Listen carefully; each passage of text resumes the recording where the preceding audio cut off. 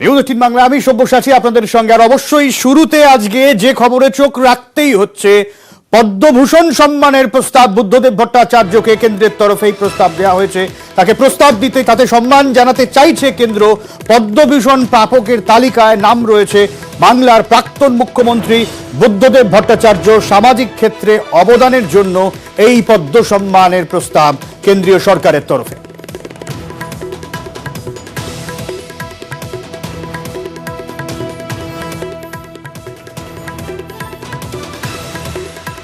আর ইতিমধ্যেই পদ্ম সম্মানের যে তালিকা প্রকাশিত হয়েছে তাতে রয়েছে বুদ্ধদেব ভট্টাচার্যের নাম। সামাজিক ক্ষেত্রে অবদানের জন্য এই সম্মান দেওয়ার কথা ঘোষণা করা হয়েছে বুদ্ধদেব ভট্টাচার্যকে। এখন প্রশ্ন, তিনি এই সম্মান নেবেন না দল তাকে নিতে দেবে কিনা। বিকাশ রঞ্জন ভট্টাচার্যের সঙ্গে আমরা কথা বলেছিলাম, তার এই নিয়ে কি বক্তব্য শুনব। পুরস্কার গ্রহণ করবেন না বা এই উপাধি ভূষণ তিনি চান না।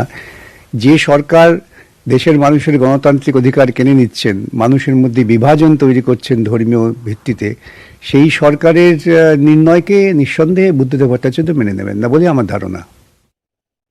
বিকাশ রঞ্জন ভট্টাচার্য তার ধারণা জানিয়ে দিলেন যে এটা নিশ্চিত যে বুদ্ধদেব ভট্টাচার্য তিনি এই সম্মান নেবেন না, এবং কেন্দ্রীয় সরকারের বিরুদ্ধে যা অভিযোগ, সেই অভিযোগের প্রেক্ষিতে তাঁর ধারণা বুদ্ধদেব ভট্টাচার্য এই সম্মান নেবেন না।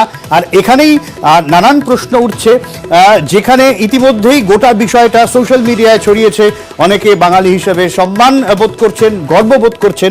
সেই জায়গায় দাঁড়িয়ে বিকাশ রঞ্জন ভট্টাচার্যের মন্তব্য, তিনি এই সম্মান নেবেন না। তার ধারণা, অধীর রঞ্জন চৌধুরী প্রদেশ কংগ্রেস সভাপতি, তার প্রতিক্রিয়া নেওয়ার চেষ্টা করব পদ্মবিভূষণ প্রাপকের তালিকায় বুদ্ধদেব ভট্টাচার্যের নাম থাকা নিয়ে। অধীরবাবু, দেখুন, পদ্মবিভূষণ নামের তালিকায় বুদ্ধ ভট্টাচার্যের নাম উঠেছে, এতে অবাক হওয়ার কি আছে?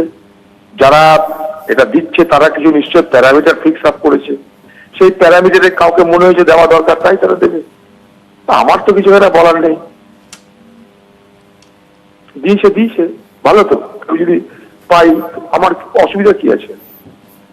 কি কারণে দিচ্ছে সেটা তো যারা সিলেকশন করে তারা বলতে পারবে, তাদের প্যারামিটার কি তারা বলতে পারবে। সেখানে বুদ্ধবাবুকে কিভাবে দেওয়া হচ্ছে সেটা তারা বলতে পারবে না। সেক্ষেত্রে আমি যদি একটু ধারণা হিসেবে যদি করতে চাই, আপনার ধারণা জানতে চাই যে এর পেছনে কোনো রাজনৈতিক অঙ্ক থাকলেও থাকতে পারে। কথা কোথাও রাজনীতি থাকতে পারে, না থাকতে পারে, এই নিয়ে আমাদের চুলচেরা বিশ্লেষণ করার লাভ নেই। সরকার, বিজেপির সরকার, আমরা জানি বিজেপির সরকার, তারা কোনো কমিটি করেছে, নিয়ম যেটা সেটাই। এখন পিছন থেকে কেউ কলকাতি নাচছে কিনা সেটা আমাদের কাছে স্পষ্ট নয়, ঠিক আছে? তো স্বাভাবিকভাবে কেউ যদি পদ্মবিভূষণ পাবে, কেন আমার কি বলার আছে? বুদ্ধবাবু একজন সৎ নিষ্ঠাবান রাজনৈতিক নেতৃত্ব, পশ্চিমবঙ্গের প্রাক্তন মুখ্যমন্ত্রী, আমার আপত্তি কিছু নাই। দিলেও কিছু না, না দিলেও কিছু না। বুদ্ধবাবুর মতো লোকরা, বিমানবাবুর মতো লোকরা, এরা কোনো কিছুর জন্য লালায়িত নয়। এরা কমিউনিস্ট মানসিকতায় বিশ্বাসী লোক, আমার নিজের ধারণা। তারা কোনো পদকের জন্য, কোনো পদের জন্য লালায়িত নয়, এটুকু আমি জানি, আমার নিজের ধাত বিশ্বাস আছে। তারপরে কে দিল না সেটা তাদের ব্যাপার। পশ্চিমবঙ্গ থেকে প্রণব মুখার্জিকেও ভারতরত্ন দিয়েছে, কি করা যাবে? দিয়েছে না। অধীরবাবু, আমি শেষ প্রশ্ন, আমি যদি রাজনৈতিক ব্যক্তিত্ব হিসেবে বাদ দিয়ে আপনাকে সাধারণ মানুষ, বাঙালি হিসেবে প্রশ্ন করি, আপনি গর্বিত? কোনো অসুবিধা নেই, ভালোই তো। একটা বাঙালি হিসেবে তালিকা গেল। বেশ বেশ, অনেক ধন্যবাদ অধীর চৌধুরী। এবং তিনিও মনে করছেন যে তিনি নাই নিতে পারেন, অন্তত কমিউনিস্ট পার্টির যে আদর্শগত জায়গা আছে সেই জায়গা থেকে তিনি নাও নিতে পারেন, এবং তিনি যে কোনো সম্মানের প্রতি লালায়িত নন সেটাও তিনি মনে করেন। তবে রাজনীতির কোনো অঙ্ক আছে কিনা বা আলাদা কোনো ভাবনা আছে কিনা সেই নিয়ে অবশ্য অধীর চৌধুরী কোনো মন্তব্য করতে চাননি। বুদ্ধদেব ভট্টাচার্যের এই সম্মানের তালিকায় নাম ওঠার সঙ্গে যেমন সোশ্যাল মিডিয়া জুড়ে সাধারণ মানুষের মধ্যে গর্ববোধ, উচ্ছ্বাস রয়েছে, ঠিক তেমনি নানান অঙ্কের হিসাব, নানান সমীকরণও একই সঙ্গে চলে এসেছে। কারণ বিকাশ রঞ্জন ভট্টাচার্য তারই সতীর্থ এক সময় তিনি জানিয়ে দিলেন যে কেন্দ্রীয় সরকারের এই সম্মান, তার ধারণা বুদ্ধদেব ভট্টাচার্য তিনি নেবেন না।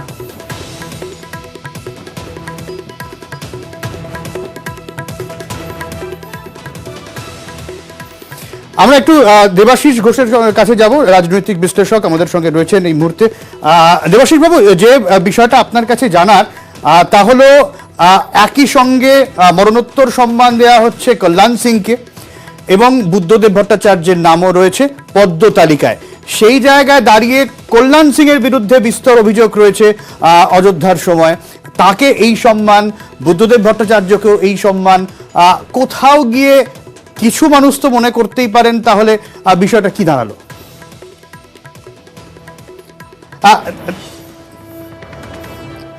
দেবাশিস বাবু, দেবাশিস আপনার অডিওতে একটু সমস্যা আছে, আমি আপনার কাছে আবার আসবো একটু অডিওটা চেক করার পরে। শ্রমিক ভট্টাচার্যর কাছে আসবো এই মুহূর্তে, তিনি কি বলছেন? সাহিত্য প্রেম, কবিতার প্রতি আসক্তি, বিভিন্ন কলাকুশলীদের সঙ্গে তার একটা নিবিড় সম্পর্ক, এগুলো ছিল। আমরা তার সুস্থ শরীর এবং দীর্ঘ জীবন কামনা করি। অন্তত এই ঘটনা প্রমাণ করলো যে বর্তমানের কেন্দ্রীয় সরকার কোনো রাজনৈতিক অস্পৃশ্যতায় বিশ্বাস করে না।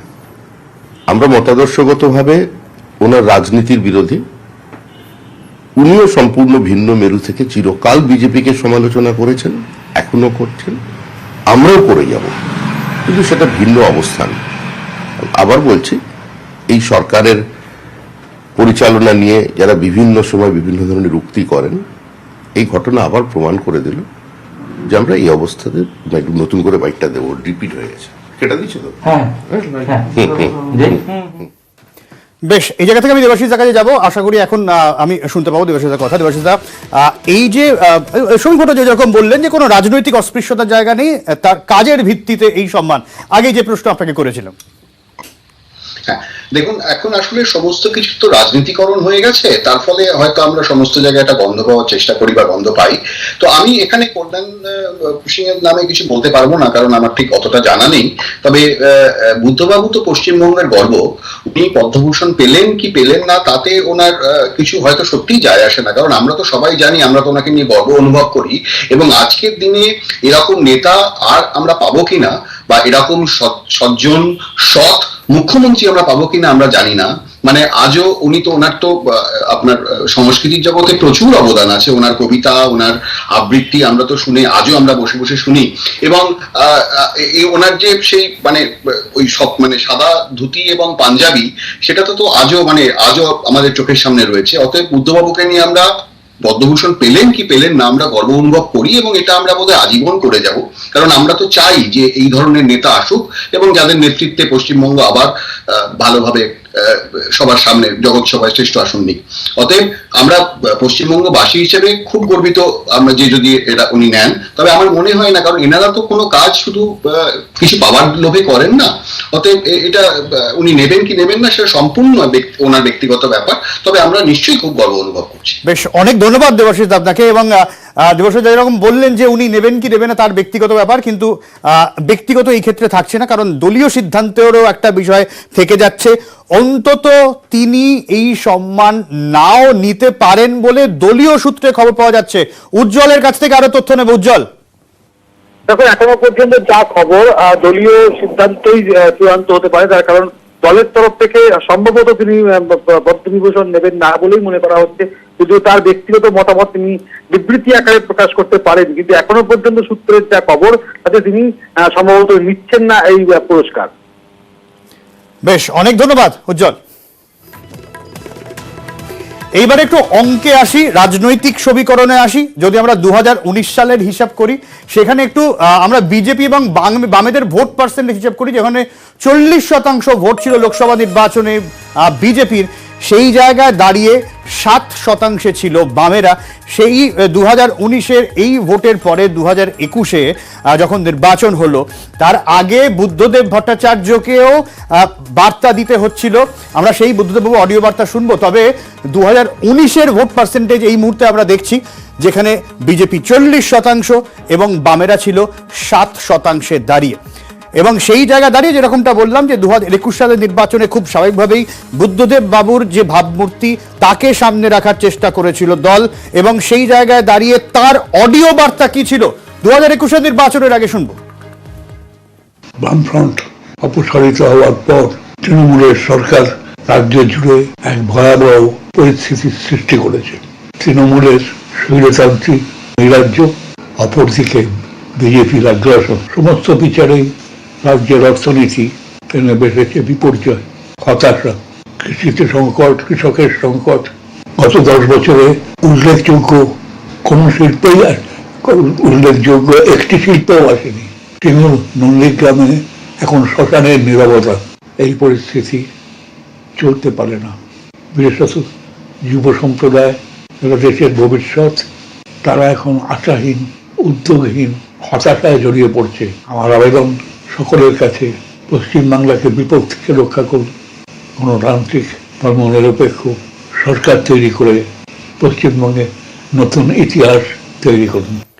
এই অডিও বার্তা এবং তারপরে 2021-এর নির্বাচন, বিজেপি 38%, বাম জোট 1% ভোট আরো কমে 6%।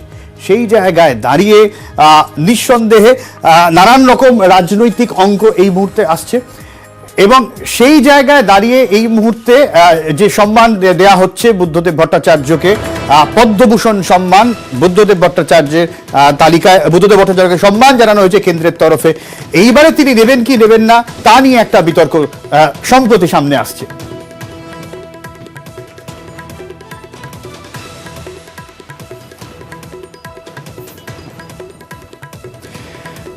আমরা নাট্য ব্যক্তিত্ব অভিনেতা কৌশিক সেনের সঙ্গে একটু কথা বলার চেষ্টা করব। কৌশিক বাবু, বুদ্ধদেব ভট্টাচার্যকে সম্মান, অন্তত সোশ্যাল মিডিয়ার যা ট্রেন্ড, তাতে বাঙালি হিসেবে অনেকেই গর্ববোধ করছেন। নিঃসন্দেহে দুর্দান্ত রাজনৈতিক ব্যক্তিত্ব, কিন্তু আপনারা বুদ্ধদেব ভট্টাচার্যের বিরুদ্ধে নন্দীগ্রাম আন্দোলনে পথে নেমেছিলেন, প্রতিবাদ করেছিলেন। সেই জায়গায় দাঁড়িয়ে এই সম্মান প্রাপ্তি বা এই সম্মান প্রাপ্তির ঘোষণা নিয়ে আপনার প্রতিক্রিয়া? আমরা প্রতিবাদ করেছিলাম সিপিএম এর নীতির বিরুদ্ধে। সিপিআইএম যে নীতি গ্রহণ করেছিল নন্দীগ্রাম সিঙ্গুরের বিষয়ে, আমি বাকিদের কথা বলতে পারবো না, আমি ব্যক্তিগতভাবে আমার নিজের কথা বলতে পারি। আমি যে ওই সিপিএম বিরোধী আন্দোলনের সঙ্গে যুক্ত ছিলাম, তার জন্য আমি এখনো গর্ববোধ করি এবং আমি এক বিন্দু মনে করি না তার জন্য আমি কোনো ভুল করেছিলাম বা তার নিয়ে আমার এক বিন্দু কোনো আফসোস আছে। যা করেছিলাম ঠিক করেছিলাম, কিন্তু তার সঙ্গে বুদ্ধদেব ভট্টাচার্যের আজকের সম্মানের সঙ্গে তার কোনো সম্পর্ক নেই। বুদ্ধদেব ভট্টাচার্য আমাদের দেশের যে খুব কিছু স্বচ্ছ রাজনৈতিক নেতা আছেন, যাদের শুধুমাত্র রাজনীতি নয়, যাদের আরো অনেকগুলো পরিচয় আছে, তার মধ্যে তার সাংস্কৃতিক পরিচয়, তার থিয়েটারের সঙ্গে যোগ, তার কবিতার সঙ্গে যোগ, তার নানান রকম সাহিত্যের সঙ্গে যোগ, তার অন্যরকম একটা মন, তার রুচি, সব মিলিয়ে ওভারঅল গোটা ভারতবর্ষ জুড়ে রাজনৈতিক নেতাদের সম্পর্কে সাধারণ মানুষের শ্রদ্ধাবোধ খুব কমে গেছে। সেখানে বুদ্ধদেব ভট্টাচার্যের এই সম্মানটা সামগ্রিক রাজনীতির সম্পর্কে মানুষকে শ্রদ্ধাশীল করে তুলবে এবং এটার সঙ্গে আমরা ওর নীতির বিরোধিতা করেছিলাম, ওর পার্টির বিরোধিতা করেছিলাম, তার সঙ্গে এটা সম্পর্ক নেই। আমি একজন ব্যক্তি হিসেবে, আমি এই শহরের একজন সহনাগরিক হিসেবে ওনার, আমি মনে করি এটা খুব সম্মানজনক একটা ব্যাপার। এটা ওর গ্রহণ করা উচিত, যদিও সেটা ওর ব্যক্তিগত সিদ্ধান্ত, নিশ্চয়ই পারিবারিক সিদ্ধান্ত হয়তো হবে, কিন্তু আমি খুব গর্বিত বোধ করবো যদি সম্মানটা গ্রহণ করেন। সেই জায়গায় দাঁড়িয়ে কৌশিকবাবু আর একটা প্রশ্ন সামনে আসছে, চর্চায় আসছে যে এর পেছনে কোনো রাজনৈতিক অঙ্ক বিজেপির তরফে রয়েছে কিনা, এইটা নিয়ে আপনি কি মনে করেন? কি এসে যায়, পদ্মভূষণটা বিজেপি তৈরি করেনি তো, পদ্মশ্রী পদ্মভূষণটা তো বিজেপি তৈরি করে। এটা তো বহুদিন থেকে আমাদের, এটা রাষ্ট্রের সম্মান, আর রাষ্ট্র মানে বিজেপি নয়, আমি মনে করি না সেটা। বিজেপি আমাদের দেশে ইতিহাস পাল্টানোর চেষ্টা করছে, ব্যাপারে কোনো সন্দেহ নেই। এটা অত্যন্ত বিপজ্জনক রাজনৈতিক দল ভারতীয় জনতা পার্টি, এই ব্যাপারেও আমার কোনো সন্দেহ নেই। কিন্তু এই যে সম্মানটা রাষ্ট্র তুলে দিচ্ছে, এটা নরেন্দ্র মোদী কিংবা বিজেপির ব্যক্তিগত সম্পত্তি নয়। সুতরাং হয়তো মনোনয়নটা ভারতীয় জনতা পার্টির রেজিমে হচ্ছে, কিন্তু আমরা কংগ্রেস আমলেও দেখেছি এরকম বহু সময় কংগ্রেসই বিরোধিতা করেছেন, তা সত্ত্বেও এরকম প্রচুর মানুষ সম্মানিত হয়েছেন, কারণ সেটা কংগ্রেসের দেওয়া সম্মান ছিল না, এটা রাষ্ট্রের মানুষের একটা, তার মধ্যে আমাদেরও প্রতিনিধিত্ব আছে। সুতরাং আমার মনে হয় না এর মধ্যে কোনো বিজেপি রাজনৈতিক অঙ্ক থেকেও থাকে, কি এসে যায়, মানে আমার মনে হয় না। আর বেশ। বিজেপিবাবু এখন যে অবস্থায় পৌঁছেছেন তাতে করে কোনো রাজনৈতিক অঙ্কের সঙ্গে উনি, আমার মনে হয় না উনি এটা নিয়ে আলোচনা। একদমই একদমই। অনেক ধন্যবাদ কৌশিকবাবু।